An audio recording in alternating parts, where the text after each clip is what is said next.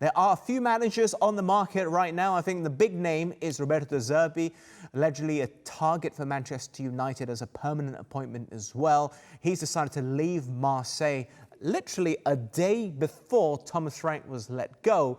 What do you make of this? Stephen, I'm going to come to you first. Is he a name that pops out for you, or do you have another name perhaps? John Heitinga has been said to be in the hot seat for now until an appointment is made. Yeah, I think De Zerbi is a top manager, and he's proven that at Brighton in the Premier League, and he's done a great job over in France as well. However, is he not in the same category of Thomas Frank of having done it at a smaller Premier League side, a smaller French side? Because a lot of Spurs fans at the start of the season were talking about, what a good job Thomas Frank had done. The second he comes to Spurs is he doesn't understand what it's like to be at Spurs. Spurs are a big club. He hasn't got the experience of managing a big club. I just feel, well, De Zerbi actually falls into that same bracket of not having actually managed a big side. I think the obvious choice would be bringing Poch back. He's someone the fans love. He's someone who had a lot of success at Spurs, Champions League finalist. They were inches away from winning the Premier League. But of course, he is currently in a job. So is it a case of, as you mentioned, they're bringing in Heitinga, bringing in Ryan Mason again as an interim period to see him out to the end of the season? I think Spurs would be happy to do that if they were looking over their shoulder, because West Ham are 5 points behind now.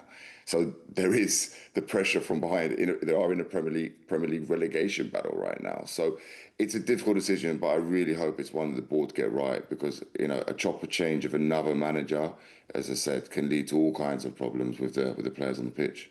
Tomo, your thoughts on this? And I'll play devil's advocate a little bit. Spurs have tried the experienced managers. They've had a Mourinho, they've had a Conte, winners wherever they've been. They're trying a different approach now, it seems. So what's next? Who do you think could be taking over at Tottenham? Well, I think what you've got there is you've had some good managers in there at the time, really exceptional managers, elite managers. But the problem you always had them dealing with Daniel Levy, and he was always interfering, he was always meddling. I think it's a different situation now. I think what they really need is some stability. So it makes a lot of sense bringing Pochettino back. Yeah, he is in a job, but they've got an adequate replacement there now in Johnny Heitinga. He's done a great job with Liverpool as assistant, and I think he's one that gets on really well with the players. The players at Liverpool really miss him, and I think that shows how much they actually do miss him at Liverpool, because you have to look at the way the results have gone and the way the relationship is with Van Bronckhorst, with the players, is a little bit spiky at times. So yeah, he's an adequate replacement and someone who can steady the ship, because it was fairly obvious that Thomas Frank actually lost the dressing room. And I think the last time I was over there, Adam, we covered the Tottenham game against was it Newcastle? And we had to look at the footage when Thomas Frank was ushering the players back onto the pitch to clap the fans after, suffering a heavy defeat. It was fairly obvious he'd lost the respect of the dressing room at that point. And I think, in my opinion, I think he was too nice to manage Tottenham. Like Stephen said before, he hadn't proven himself at a top club, a middle of the road club. Yeah, he's done a great job, but at a top club with Tottenham, I don't think you can be nice. I don't think you can be nice and successful in the Premier League. You've got to have something really powerful and strong and endearing about you, and you've got to be authentic.